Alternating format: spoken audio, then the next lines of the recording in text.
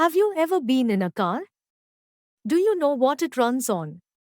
It runs on petrol or diesel. Now, where do this petrol and diesel come from? Today, we're going to talk about something really interesting: coal and petroleum. So, what are they? Natural resources are resources that exist without any actions of humankind. Thus, water, air, soil, minerals, coal, forests, crops, and wildlife are all examples of natural resources. Pretty much, if it comes from Earth and it wasn't made by humans, it's a natural resource. Let's dive in and learn more about them. Natural resources are of two main types: inexhaustible resources and exhaustible resources. Now let's talk about them in detail. Inexhaustible resources are super cool because they never run out. They are always available in nature, no matter how much we use them. Some examples include solar energy, wind, falling water, and more. These resources are always here for us. Now, let's talk about the other side: exhaustible resources. These are resources that are limited. If we use them all up, there won't be any left. Some examples include forests, wildlife, minerals, coal, petroleum, and natural gas. We have to be careful with how we use these resources because once they're gone, they're really gone. Petroleum is a special kind of natural resource. It's a liquid fossil fuel that's hiding deep under the ground. We use petroleum for lots of things in our daily lives, but it's important to remember that there's only very less of it under the earth. Next up, let's talk about coal. Coal is a black or brownish rock that we burn to create energy. Coal is a black-colored fossil fuel which is extracted from the ground and is used as a fuel for different purposes. It is hard like stone substance and black in color. It has many uses since old times, like it was used as a heat source to cook food, to produce steam to run the train and other engines, in thermal power plants to produce electricity, and many more. Have you ever wondered how coal is formed? It all starts with the remains of plants and animals from a very long time ago. Remains of ancient plants and animals, called organic material, are buried in rock layers throughout time. And, over time, they transform into natural sources of energy called fossil fuels, coal, oil, and natural gas. This transformation happens because of intense heat and pressure. It's like nature's own way of recycling. Coal is not just used as it is, it can be turned into other useful things too. When we process coal, we can get solid products like coke, liquids like coal tar, and even gas. Coke is used to make metals, coal tar is used in making dyes, drugs, and perfumes, and coal gas is a fuel. It's amazing how one resource can give us so many different products. Coke is a really important product we get from coal. It's hard, porous, and black, and it's the purest form of carbon.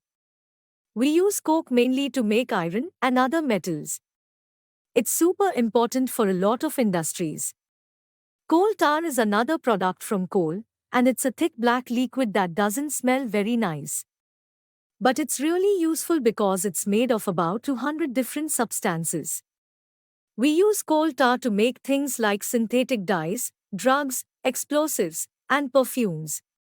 When we process coal to get coke, we also produce something called coal gas. Coal gas is used as fuel. It's a great example of how we can use all parts of coal to help us in different ways. Let's talk about petroleum again. It's a natural resource formed from organisms that lived in the sea a long, long time ago. Petroleum is a dark, oily liquid mixture that has a very strong odor. Just like coal, petroleum is super important in our daily lives. Petroleum is formed in a similar way to coal. It comes from the remains of ancient plants and animals that get buried under rock layers. Over time, with lots of heat and pressure, these remains turn into petroleum. It's another cool example of nature's recycling process. Petroleum is really versatile. Through a process called refining, we can separate petroleum into many different products like gas for cooking, petrol for cars, diesel for trucks, lubricating oil, paraffin wax for candles, and even bitumen for roads. It's like a treasure chest of useful stuff. But there's a downside to using fossil fuels like coal and petroleum. First, they're finite and non-renewable, which means we can't replace them once they're used up. Second, burning them contributes to global warming because it releases greenhouse gases. And third, it can lead to diseases and other health issues. It's important to be mindful of these problems. So, what can we do to help? Using public transport and carpooling are two great ways to reduce our use of petrol and diesel.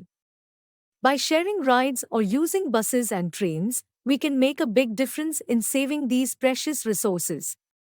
Natural gas is another fossil fuel, just like coal and petroleum. But it's a bit different because it's a gas, and it's used in waste treatment and incineration. Natural gas is also a non-renewable fuel, which means we have to use it wisely. Even though it's a fossil fuel, natural gas has some benefits. It doesn't leave ash, so it reduces pollution, it's odorless, and it produces more energy compared to some other fuels. It's a useful resource, but remember, it's also limited. Let's wrap up by remembering why natural resources are so important. Without them, humans wouldn't survive. We use these resources every day, either directly or indirectly. They're a big part of our lives, and that's why we need to take care of them. Thanks for learning with me today about coal and petroleum. We hope that you have understood the topic. You can now study chapter notes, watch video lectures, and solve MCQ tests of this chapter on Eduref to ensure you score well in your school exams. And that's not all, you also get amazing courses for maths, science, English, Hindi, and much more for class 8. Thank you.